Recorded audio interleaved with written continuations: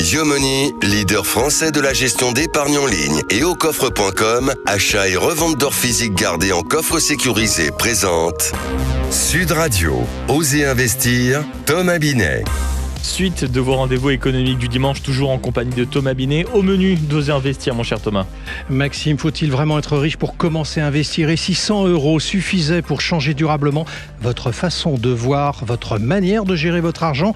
Et nous parlerons ensuite d'un placement qui retrouve des couleurs après plusieurs années de turbulences, les fameuses SCPI, Société Civile de Placement Immobilier. Et pour en parler, nous sommes avec Jean-Marie Souclier, président de Sogenial Immobilier. Le marché est-il en train de rebondir ou est-ce enfin le bon moment de revenir sur la pierre papier? On en parle dans un instant. Et puis nous sommes avec Marion Chapelle-Massot en duplex, notre consultante en gestion de patrimoine. Nous verrons pourquoi l'été est bien plus qu'une période de vacances et si c'était le meilleur moment de l'année pour remettre de l'ordre dans son patrimoine avant la rentrée. Ecoréseau Business, le magazine de référence des investisseurs, présente Sud Radio, Osez investir, le conseil de la semaine. Thomas, on entend souvent dire qu'il faut beaucoup d'argent pour investir, mais concrètement, est-ce qu'on peut, par exemple pour tous ceux qui nous écoutent actuellement, vraiment commencer à investir avec, seulement un billet de 100 ? Oui, clairement, Maxime, on peut le faire. Alors aujourd'hui, 100 €, c'est suffisant pour mettre un pied dans l'investissement. J'aurais tendance à vous dire peut-être un orteil pour être très cohérent.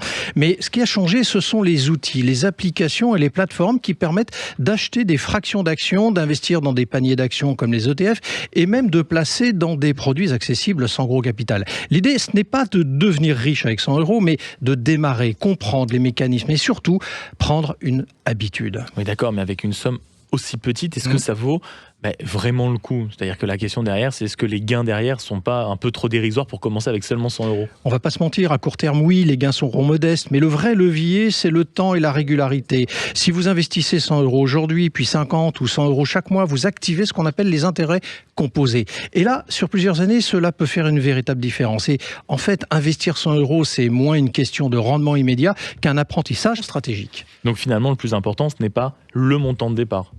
Exactement. Le plus important, c'est de commencer tôt et de rester discipliné. Beaucoup de gens attendent d'avoir plus d'argent et ne passent jamais à l'action. Alors qu'investir 100 €, c'est déjà changer d'état d'esprit. On passe de consommateur à consommateur, donc investisseur. Et ça, c'est souvent le déclic qui lance une vraie trajectoire financière.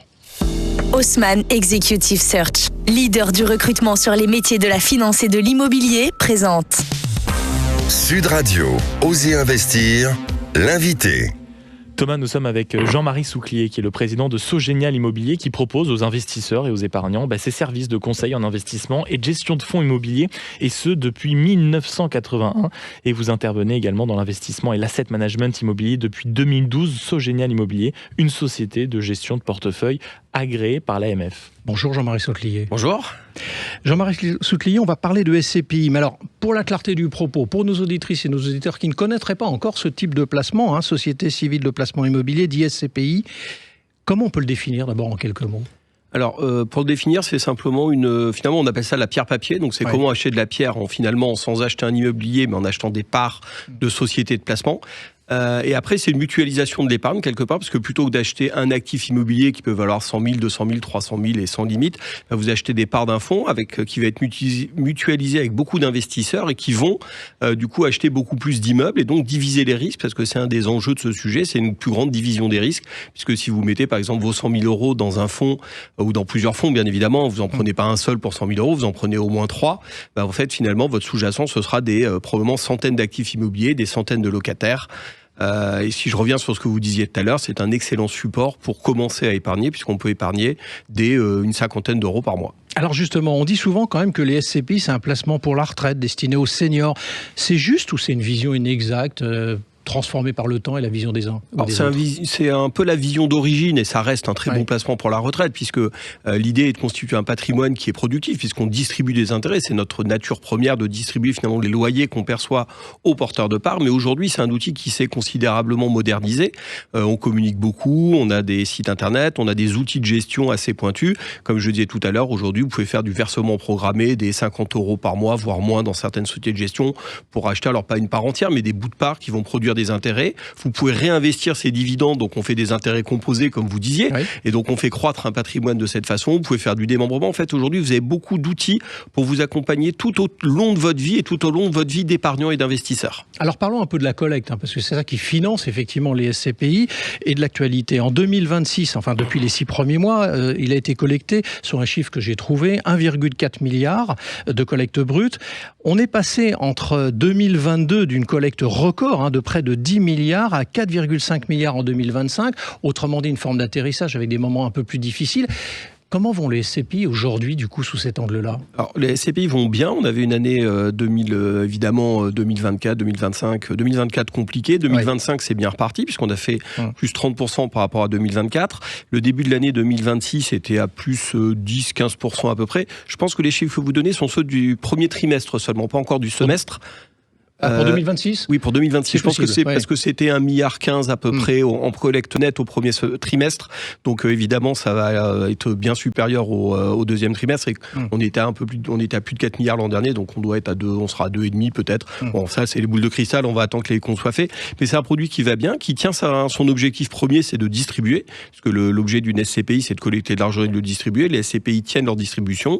L'investissement à l'étranger, notamment avec des mécanismes de frottement fiscaux, évidemment moins important qu'en France, puisqu'on est relativement taxé sur l'immobilier en France, font qu'on arrive à avoir des belles performances. Donc c'est un produit qui a le vent en poupe, qui reprend le vent en poupe, puisque forcément, quand on demandait aux gens d'investir sur des horizons de 8-10 ans, avec pas trop de visibilité sur des conflits internationaux à quelques mois, c'était un peu compliqué, mais ils ont repris de la confiance et ils se remettent à investir. Alors Jean-Marie Souclier, on lit souvent que ce rebond, que vous venez d'évoquer vous-même, est très lié aux nouvelles SCPI, les SCPI pan-européennes. Est-ce que c'est exact, ce qui est écrit ? Alors c'est relativement vrai. Aujourd'hui, je regardais les chiffres régulièrement et encore ce matin, on a les 4 premiers collecteurs qui font plus de la moitié de la collecte du marché, ce qui n'était pas le cas avant. C'était beaucoup plus éclaté, même si on avait des gros leaders. Et c'est vrai que ce qui marche bien aujourd'hui, c'est essentiellement des SCPI qui investissent en France et à l'étranger, voire uniquement à l'étranger. Vous avez des diversifications de stratégies qui ont été très importantes dans ce domaine-là. Au début, c'était la zone euro, puis l'Europe, puis hors Europe, puisque maintenant l'UK c'est hors Europe, puis même aujourd'hui l'Allemagne, le Canada, on va très loin en fait en horizon d'investissement. Mais c'est-à-dire que les belles opportunités sont en France ou à l'étranger ou un peu des deux ? Il y a des opportunités dans les deux. La France reste un excellent marché et le second marché européen d'immobilier après l'Allemagne aujourd'hui, de façon assez notable et assez claire. Il y a des belles opportunités dans tous les marchés. Après, il faut aller les choisir, il faut avoir les connaissances, les compétences, les équipes pour faire les bons choix. Et souvent en immobilier, hélas, le bon choix, on le sait plusieurs années après. Et quand on est propriétaire de l'immeuble, c'est pas comme une action, on peut pas le revendre du jour au lendemain. Donc, il faut être vigilant sur les investissements qu'on fait. Alors, beaucoup d'investisseurs quand même regardent uniquement le rendement affiché. Est-ce une erreur aujourd'hui de ne s'attacher qu'à cette donnée ? Alors, je pense que c'est une erreur pour 2 raisons. C'est que comme on est sur des SCPI internationales, on va afficher un rendement qui est un rendement brut de fiscalité étrangère pour pouvoir être comparé à la France.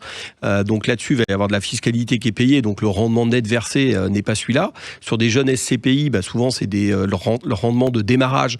Donc en fait, où on collecte très rapidement, donc on a de l'argent à investir, mais qu'on rémunère plus tard, parce qu'il y a des délais d'entrée en jouissance, on perçoit les dividendes, on commence à les capitaliser souvent que 5-6 mois après l'entrée. Donc ça permet de doper un peu la distribution du début, mais dans le temps, ça va avoir tendance à s'effacer. Donc je pense que regarder uniquement le rendement comme toute chose, en fait, c'est le prix d'appel et c'est pas la meilleure idée. Il faut regarder la qualité du produit, il faut étudier un peu ce qu'il y a dedans, il faut regarder les stratégies de gestion et savoir si elles vous correspondent. Alors justement, regardez les produits, regardez les stratégies. Est-ce qu'il y a des typologies d'immobilier dans lesquelles il faut plutôt être actif ? J'entends les bureaux, est-ce que c'est une bonne idée ? Les commerces, l'hôtellerie, que sais-je ? Il y a tellement de classes d'actifs. Vers quoi il faut aller aujourd'hui pour être sûr de son investissement ? Alors moi, je vais vous dire personnellement, dans la diversification, premier sujet, c'est-à-dire qu'il faut prendre un peu de tout. En SCPI, on fait assez peu de logements. Parce que la vérité d'aujourd'hui n'est pas forcément celle de demain. Exactement, la vérité d'aujourd'hui n'est pas celle de demain. Regardez le Covid. Quand il y a eu le Covid, tous les hôtels étaient fermés, tout le monde a dit que les hôtels allaient mourir. Et de post-Covid, elles se sont jamais aussi bien portées puisque tout le monde a fait du voyage, a voulu prendre un peu ce qu'on appelait le revenge travel et aller beaucoup voyager. Le commerce a toujours fonctionné, le bureau, quoi qu'il en soit, on a besoin de bureaux pour les entreprises. L'immobilier s'adapte. Le commerçant, quand il va pas bien, il ne l'attend pas de mourir. Quand il voit du hard discount compte arriver, quand il voit de la distribution Internet arriver, il peut créer son site, il peut changer son modèle, il peut déménager. En fait, il faut à chaque fois se dire que l'immobilier d'aujourd'hui n'est pas forcément celui qui va marcher demain. Il y a des cycles, finalement. On est un peu plus dans une période, dans une typologie d'immobilier, un peu plus dans une autre. Donc, il faut diversifier. Voilà. C'est le maître mot. Peut-on encore perdre de l'argent avec une SCPI en 2026 malgré un rendement supérieur à 5%?